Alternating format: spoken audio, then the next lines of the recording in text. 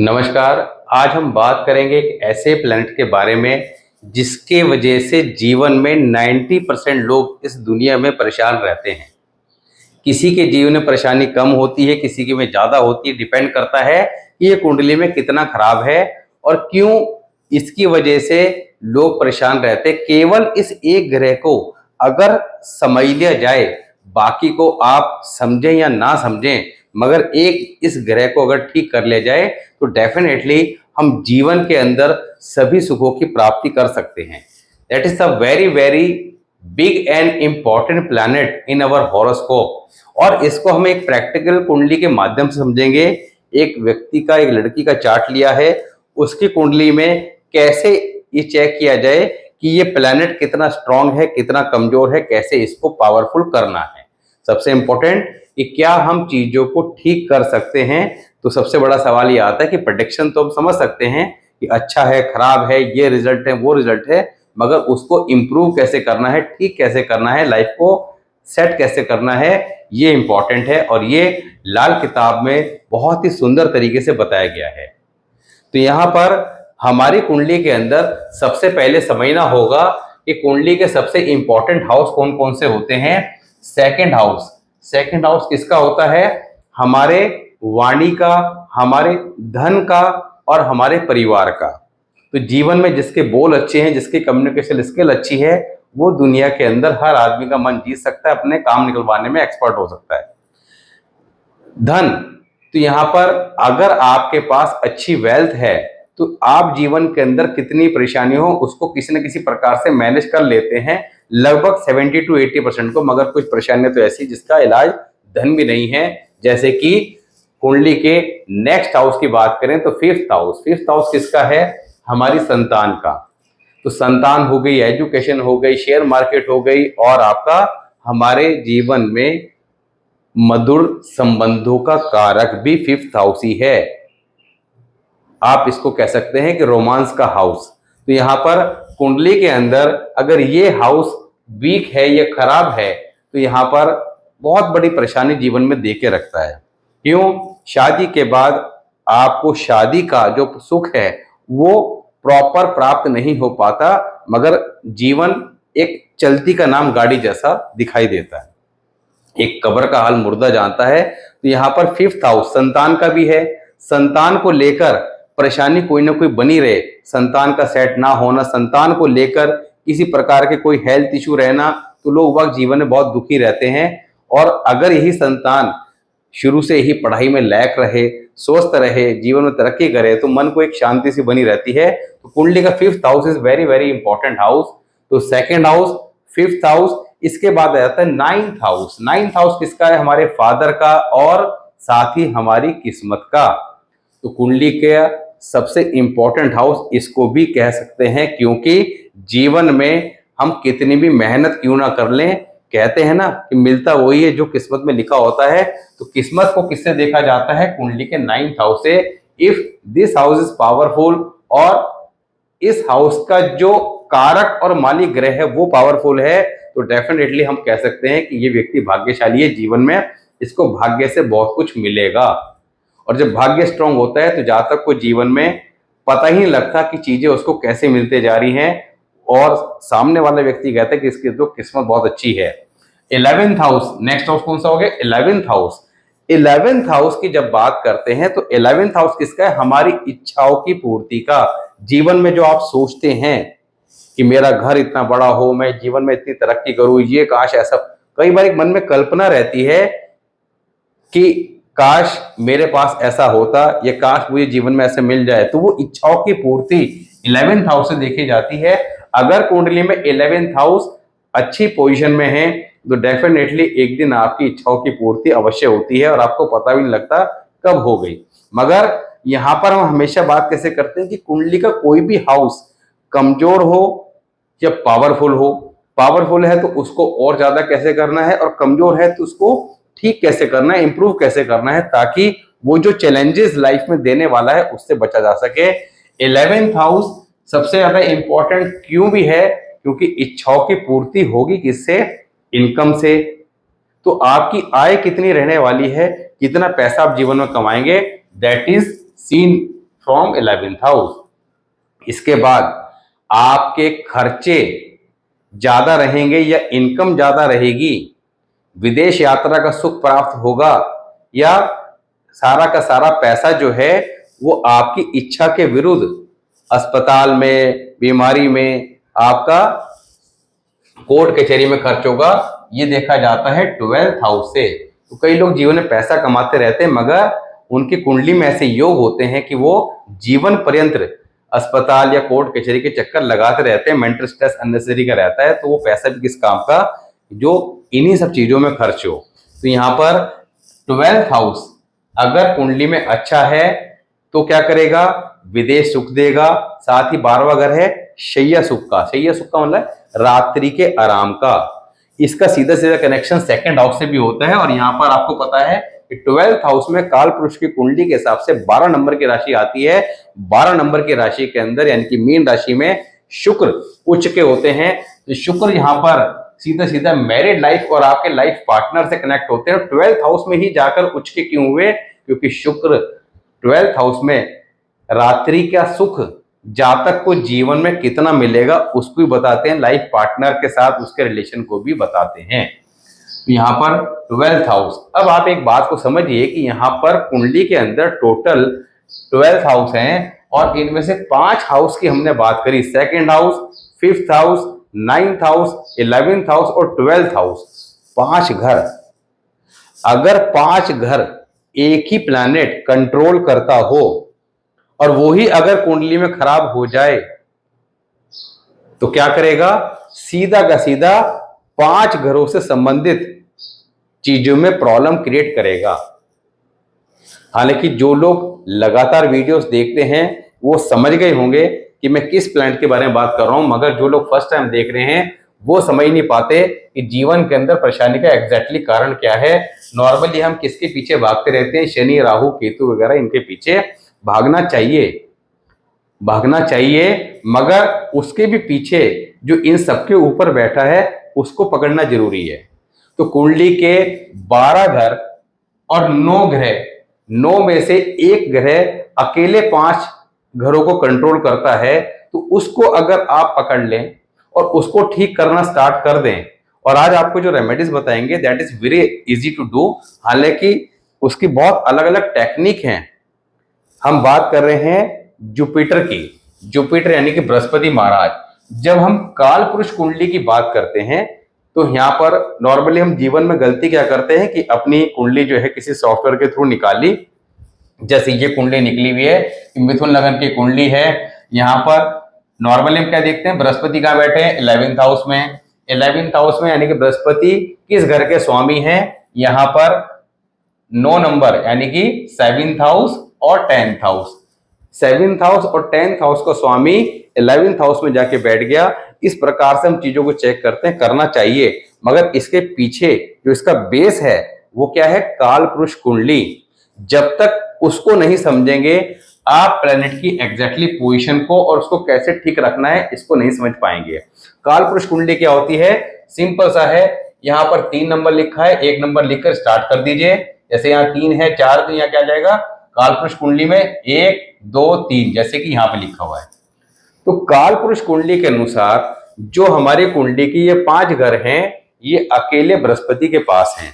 इनमें से 9th house और 12th हाउस, 9th हाउस और 12th हाउस में काल पुरुष कुंडली के अनुसार बृहस्पति 9 नंबर और 12 नंबर की राशि के स्वामी हैं। इनके स्वामी बृहस्पति देव को माना गया है, तो यानी कि इनके पास डिपार्टमेंट तो ये 2 आ गए, 9 और 12। बाकी जो 3 बचे हैं उन घर के ये कारक हैं। तो कारक जो है स्वामी से ज्यादा इंपॉर्टेंस रखता है, स्वामी भी रखता है मगर कारक उससे ज्यादा इंपॉर्टेंस रखता है। तो कुंडली के कुल मिला के 5 घर एक ही प्लैनेट्स के पास है। इसको कैसे अच्छा रखा जाए, अब इसको अच्छा रखने के आपको सही तरीकों को समझना है। एक रेमेडी ऐसी है जिसको आप बिना कुंडली के सिंपल इजी वे में कर सकते हैं, वो आपको डेफिनेटली फायदा करेगी। धीरे धीरे लाइफ में इसको ठीक करता चली जाएगी। मगर अगर आप अपनी कुंडली के अनुसार, जैसा कि इस कुंडली में बताया जाएगा कि कैसे इस व्यक्ति को या इस लड़की को अपनी कुंडली को ठीक करना है, बृहस्पति को ठीक करना है, क्योंकि इस कुंडली के अंदर बृहस्पति और चंद्रमा एक साथ बैठे हैं, हमें क्या पता है कि बृहस्पति और चंद्रमा जब कुंडली में एक साथ बैठ जाए, that's create a great yoga, that's called क्या, गज केसरी योग। तो कुंडली का सबसे प्रबलतम योग गज केसरी कुंडली के 11th हाउस में बना हुआ है। अब ये 11th हाउस वाला जो योग है, अगर बहुत सारे लोगों की कुंडली में देखने को मिल जाएगा, इस बच्ची के भी है, और इस तरह के जो और भी योग हैं वो आपको बहुत सारे लोगों की कुंडली में देखने को मिल जाएंगे, मगर कोई व्यक्ति लखपति मिलेगा, कोई करोड़पति और कोई अरबपति और कोई उससे भी ऊपर। उसका कारण क्या है? उसका कारण यह है कि साथ ही योग देखने के साथ साथ हमें यह देखना है कि वो ग्रह कितनी पावरफुल कंडीशन में है, कितना कमजोर है और कितना पावरफुल है। जब तक सही से चेक नहीं करेंगे तब तक समझ नहीं पाएंगे। तो यहाँ पर बृहस्पति महाराज को अच्छा रखने के लिए क्या करना है, उससे पहले आपको ये समझना है कि बृहस्पति खराब होता है तो क्या प्रॉब्लम्स देता है। जातक के पास वेल्थ ज्यादा नहीं होगी, जीवन में संघर्ष ज्यादा होगा। घर के बुजुर्ग, बृहस्पति क्या है, हमारे घर के बुजुर्गों का कारक, तो घर के बुजुर्गों की कंडीशन अच्छी नहीं होगी, हेल्थ इश्यू या किसी न किसी कारण से जीवन में उनका संघर्ष रहा है, बहुत परेशानी रही है। इसका मतलब यह है कि कुंडली में बृहस्पति किसी भी तरीके से हो मगर खराब है। तो आप लोग अपने घर के बुजुर्गों की कंडीशन देख के इस बात को चेक कर सकते हैं। दूसरा, जातक की समाज में इज्जत ज्यादा ना होना। बृहस्पति क्या है, हमारी गुडविल का कारक, इज्जत और शोहरत का कारक, उसका ज्यादा ना होना, it is the symptoms of bad Jupiter. मगर यही जब आप इसकी रेमेडीज लगातार करना स्टार्ट करते हैं तो with in a month you will find कि आपकी कहीं न कहीं मान सम्मान के अंदर एक इंप्रूवमेंट आना स्टार्ट हो गया, लोग आपको सम्मान देना स्टार्ट कर देंगे। तो यहां पर बृहस्पति देव घर के बुजुर्गों का कारक है, हमारे मान सम्मान का कारक है, हमारी किस्मत का कारक है, हमारी औलाद का कारक है। तो इतना पावरफुल प्लैनेट को अगर समय रहते समझ लिया जाए, कुंडली के बारे में पता है नहीं पता है उसको छोड़ दीजिए, पता है तो फिर तो बहुत ही अच्छा है। फिर आप उसकी एग्जैक्टली पिन पॉइंट रेमेडी करेंगे, जैसे कि होरोस्कोप, क्योंकि होरोस्कोप क्या है, it is just like a MRI report, इसके अकॉर्डिंग रेमेडी करेंगे, दैट इज एक्सीलेंट। मगर कॉमन रेमेडी क्या है, सिंपल सा है, पीपल के पेड़ पे जल चढ़ाना, डेली चढ़ाइए, किसी भी टाइम चढ़ाइए, संडे को छोड़ के चढ़ाइए। पीपल का पेड़ घर के आसपास उगाए, उसको प्यार से नमन करके, मन में प्रार्थना करके कि हे पीपल देवता, मैं आपको आपके उचित स्थान पर ले जाने के लिए आया हूं, निकालकर किसी गमले में हाथों हाथ लगाएं और उसकी टेक केयर करें, कुछ दिन घर में रखकर ही देन उसको फिर मंदिर में दे आए, इसमें कोई दिक्कत नहीं है। अब ऐसा करने से क्या होगा, कई लोग कहते हैं उखाड़ के फेंक देते, घर के पास हुआ उखाड़ा फेंक दिया, यहां पर आप बृहस्पति को खराब करते चले जा रहे हैं। साथ ही घर के जो बुजुर्ग हैं उनसे किसी न किसी बात पे विवाद होना, उनको आप नेग्लेक्ट कर रहे हैं, तो ये भी आपके बृहस्पति को खराब करेगा। डेली उनका आशीर्वाद लें, उनका मान सम्मान करें, उनको खुश रखने की कोशिश करें। तो ये 2-3 कॉमन सी चीजें, एक सीधे हाथ पर लाल और पीले रंग का रेशमी धागा 4-5 बार लपेटकर अवश्य पहन लें। माथे पर, कानों पर, गले पर हल्दी या केसर का तिलक लगाएं। ये 2-3 चीजें जब आप अपनी लाइफ में अप्लाई कर देते हैं और लगातार डेली करते रहते हैं तो देखिएगा कि आपको इसके सरप्राइजिंग रिजल्ट मिलने स्टार्ट होंगे, और वो भी विद इन ए मंथ। अब इस कुंडली की बात कर लेते हैं। ये एक लड़की की कुंडली है, लक्षिता नाम है, 7 दिसंबर सन 2011, 6:18 शाम के दिल्ली। ये इनकी लगन कुंडली है और ये वर्षफल है। लगन कुंडली के अनुसार इनकी मिथुन लगन की कुंडली है। Mangal 3rd house, Saturn 5th house, Budh Rahu Surya 6th house, Shukra 7th house, Brihaspati और चंद्र 11th हाउस और केतु 12th हाउस। अब यहां पर इस कुंडली के अंदर प्रॉब्लम क्या है और प्लस पॉइंट क्या है उसको समझना है। प्रॉब्लम को रिमूव कैसे करना है और प्लस पॉइंट को और ज्यादा प्लस कैसे करना है। तो इस कुंडली के अनुसार अगर हम बात करें, मंगल 3rd हाउस में है, ऐसे जातक खाने पीने के बड़े शौकीन होते हैं, बड़े होकर जिम जाना, योगा अभ्यास करना पसंद करते हैं। या जिम का कोई सामान इनके घर में रखा होता है, थोड़ा हेल्दी हो जाते हैं क्योंकि दे आर फूडी, खाने पीने के शौकीन होते हैं, दूसरों के लिए बड़े हेल्पफुल होते हैं, दूसरों के काम बड़े आते हैं, मगर दूसरों से काम ले नहीं पाते। इनके ससुराल वाले नॉर्मली इनको रिच मिलते हैं, अगर रिच ना भी हों तो आफ्टर मैरिज वो ग्रेजुअली रिच होना स्टार्ट हो जाते हैं। यानी कि आप कह सकते हैं कि these people are lucky for their in laws. आपने सुना होगा कि बहू के पैर अच्छे पड़े या दामाद के पैर अच्छे पड़े। तो यहां पर ये कुंडली में योग होते हैं कि कई बार शादी के बाद लड़का हो तो उसके ससुराल वाले, लड़की हो तो उसके इन लॉज, तो शादी के बाद वो राइज करना स्टार्ट करते हैं। ये मंगल थर्ड हाउस की स्पेशलिटी है, मगर थोड़ा सा हेल्दी हो जाते हैं जिसके कारण इनको ब्लड रिलेटेड बीमारियां जीवन में परेशान करती है, मगर इनको अपने आप को हेल्दी नहीं होने देना, थोड़ा सा ध्यान रखना चाहिए। तो ये मंगल एक्सीलेंट रिजल्ट देता है। अब इसको और अच्छा कैसे करना है उसकी भी बात करेंगे। साथ ही चंद्र और बृहस्पति 11th हाउस में है, चंद्रमा 1 नंबर के साइन में है और 11th हाउस में है। ऐसे जातक का चेहरा या आदतें दोनों में से कोई एक चीज अपनी मदर से मैच करती है। These people are very close to their mother and also fight with their mother.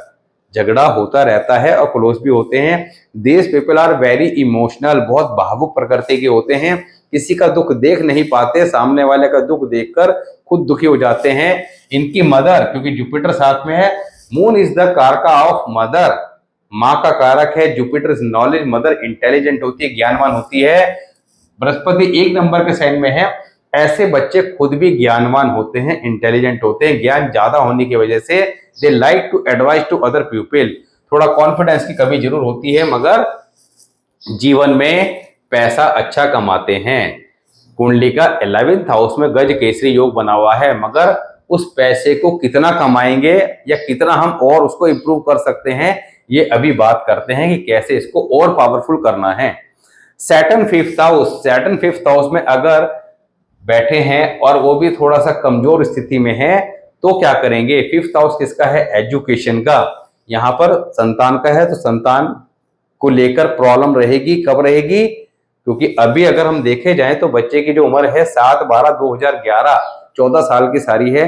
मगर जब हम एडवांस में समझ लेते हैं कि आने वाले समय में ये चैलेंजेस रहने वाले हैं, तो उनकी रेमेडी अभी से स्टार्ट करके उनको हम आने वाले समय में रोक सकते हैं या ठीक कर सकते हैं। सैटर्न 5th हाउस, और 5th हाउस आपको बता ही दिया किसका है, संतान का है, एजुकेशन का है, और साथ ही आपका जुआ, सट्टा, लॉटरी, शेयर मार्केट, आजकल इस समय को लेकर लोग बहुत ज्यादा चिंतित रहते हैं या बात करते हैं कि लाभ मिलेगा या नहीं मिलेगा। Saturn 5th house, there is any break in education during the age of 16 to 21। 16 से 21 वर्ष की आयु के बीच में एजुकेशन में कोई ना कोई समस्या आती है। स्पेसिफिक टाइम पीरियड की बात करें तो 17-18 के आसपास भी यहाँ पर ये देखने को मिल सकता है, यानी ब्रेक कोई ना कोई एजुकेशन में आ जाता है। अब यहाँ पर सैटर्न लगन कुंडली में ब्रेक के योग बना के बैठा हुआ है। कब बैठा हुआ है, आपका 16 से 21 के बीच में। यानी कि मैंने ये देखा है कि ऐसे बच्चे पढ़ाई में कितने भी समझदार, इंटेलिजेंट क्यों ना हो, मगर जैसे इनका 16 साल स्टार्ट होता है, इनका ग्राफ गिरना स्टार्ट हो जाता है। बहुत सारे लोगों के इस बारे में कंसल्टेशन वो लेते हैं कि हमारा बच्चा तो बहुत इंटेलिजेंट चल रहा था, टॉपर चल रहा था, मगर अचानक परेशानी क्यों आ गई समझ में नहीं आ रहा है। अब यहाँ पर वो लोग लेट कर देते हैं, मगर यहाँ जितना जल्दी सैटर्न को समझ लिया जाए उतना जल्दी हम आने वाले टाइम पीरियड को कंट्रोल कर सकते हैं। इसके लिए क्या रेमेडी करेंगे उसके भी बात करेंगे। Mercury Rahu and sun combination, sun और राहु का कॉम्बिनेशन कुंडली में जब बन जाता है तो फादर इन ट्रबल, फादर की लाइफ में काफी चैलेंजेस रहते हैं, फादर को लेकर कोई ना कोई समस्या रहती अवश्य है। मरकरी राहु सन यहां पर जंप कर जाएंगे 7th हाउस में, तो जब तक हम कोई रूल प्रॉपर अप्लाई नहीं करेंगे, नॉर्मली हम करते क्या है कि वीनस 7th हाउस, वीडियो देख लिया, लाल किताब के अनुसार 7वें घर के वीनस के लिए बहुत अच्छा बताया गया है, वैदिक एस्ट्रोलॉजी के हिसाब से बहुत अच्छा बताया गया है। धनु राशि में है, अपनी राशि में है, मित्र राशि में, ये सब पढ़ते हैं, मगर एग्जैक्टली वो कैसा है, तो यहाँ पर 7th हाउस में वीनस अच्छा है, मगर यहाँ पर ये जो कॉम्बिनेशन यहाँ शिफ्ट हो जाएगा, ये क्या करेगा, प्रॉब्लम क्रिएट करेगा किस तरह की प्रॉब्लम क्रिएट करेगा? मैरिड लाइफ में चैलेंजेस रहेंगे, जातक को व्यापार में नुकसान होगा, पार्टनरशिप फायदा नहीं करेगी। अब ये बात हमें एडवांस में समझ में आ गई, तो हम इसको बेहतर करने के लिए अभी से रेमेडीज फॉलो करना स्टार्ट करेंगे। तो निश्चित तौर पर जब इसका शादी का समय आएगा तब तक ये अपने इस हाउस की वीकनेस को काफी ज्यादा दूर कर चुकी होगी। तो इसी तरीके से हमने समझना है। अब करना क्या है, इस बात को समझें।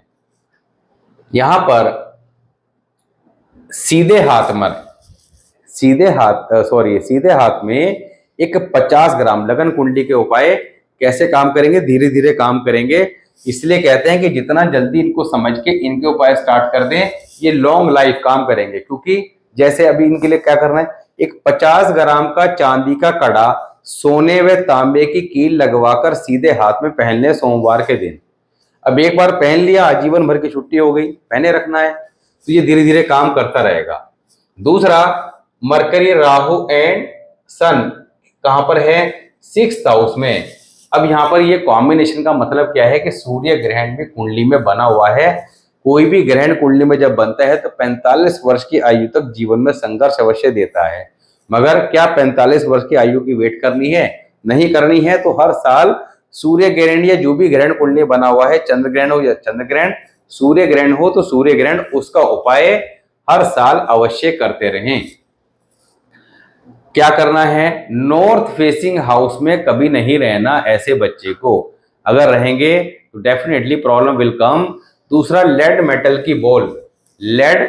की बॉल अपने पर्स या पॉकेट में हमेशा रखें। डॉग पाल सकते हो तो ब्लैक कलर का डॉग पाल लें, अदरवाइज डॉग की डेली सेवा करें। गले में गोल्ड चेन या रेशमी पीला धागा अवश्य डालें। माथे पर केसर का तिलक नियमित रूप से अवश्य लगाएं। रात के समय दूध का सेवन ना करें। तो ये कार्य जब आप लगातार करते हैं, इन्हें करने से ग्रेजुअली आपको लाभ मिलना स्टार्ट होता है। वर्ष फल की बात करें तो वर्ष फल में शनि 5वें घर में रिपीट हो गए, यानी कि इस साल तो जो इफेक्ट 5वें घर के शनि लगन कुंडली बैठ के बता रहे थे वो देंगे ही देंगे। क्या करेंगे? 5वां घर एजुकेशन का वर्षफल में आ गया, वर्षफल इनका अभी चल रहा है, इस साल एजुकेशन में समस्या देंगे। अब वर्षफल का फायदा क्या है? 5वें घर में आ भी गया तो करना क्या था? उठा के स्टार्टिंग में ही रेमेडी कर लो। तो वर्षफल अपना जो इफेक्ट है वो स्टार्ट होने से 30 दिन पहले देना स्टार्ट कर देता है। और जैसे हम 30 दिन पहले अपना वर्षफल समझ लेते हैं कि इस साल ये अच्छा है और ये खराब है, खराब को रेमेडी करके सेटल करो और अच्छे को और अच्छा कर लो, यानी कि अच्छे के बेनिफिट उठा लीजिए। क्या करना है? 10 साबुत बादाम शनिवार के दिन मंदिर लेके जाने हैं, भगवान के चरणों में रखने हैं, उसमें से 5 बादाम उठा के वापस लाने हैं और सफेद रुमाल में बांधकर अलमारी में बांध के रख देने हैं।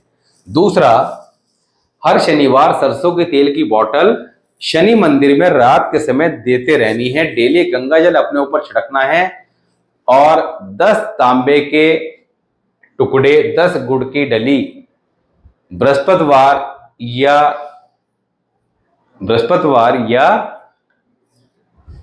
रविवार के दिन जल प्रवाह कर देनी है। शुक्रवार को दही कपूर मंदिर में देते रहें। 2 फूल झाड़ू लेनी है। बुधवार के दिन एक झाड़ू मंदिर में दे के आनी है और उसी दिन दूसरी झाड़ू किसी स्वीपर को दे देनी। ये रेमेडी सिर्फ एक ही बार करनी है। तो ये उपाय इस प्रकार करें, इन्हें करने से लाभ होगा और शुभ परिणाम देखने को मिलेंगे। तो साथ ही एक रेमेडी एजुकेशन प्रॉब्लम के लिए और ये कर सकते हैं, 12 केले बृहस्पतिवार को मंदिर में देते रहे। तो ये उपाय लगातार करें, थोड़ा धैर्य रखें। अगर मेंटल स्ट्रेस और ज्यादा स्थिति है तो यहाँ पर रात को पानी सराने रख के नेक्स्ट डे किसी पौधे में भी डालते रहें, उससे भी इनको लाभ मिलेगा। इन्हें करने से आराम मिलेगा। मगर इस कुंडली के अंदर बेशक एजुकेशन में प्रॉब्लम हो, मगर ये बच्चा जीवन के अंदर पैसा बहुत कमाएगा, यहाँ पर कुंडली में अपने दम पर सफल अवश्य होगा। तो कई बार हम लोग बच्चे के एजुकेशन में थोड़ी सी प्रॉब्लम देख के समझ आते हैं कि इसका पूरा जीवन खराब हो गया, मगर ऐसा नहीं है। बहुत सारे लोग हाईली एजुकेटेड होते हैं मगर जीवन में ज्यादा कुछ कर नहीं पाते। बहुत सारे लोग एजुकेशन के अंदर अच्छा परफॉर्म नहीं कर पाते मगर जीवन में पैसा बहुत कमाते हैं। तो ये डिपेंड करता है आपकी कुंडली के अंदर कि वहां पर अगर जो योग हैं पैसा कमाने के तो कमाओगे, नहीं है तो यहाँ पर रेमेडी करके उनको आप इम्प्रूव कर सकते हैं। तो इसी प्रकार अपने चार्ट को समझिए, ठीक कीजिए और लाइफ को एंजॉय कीजिए।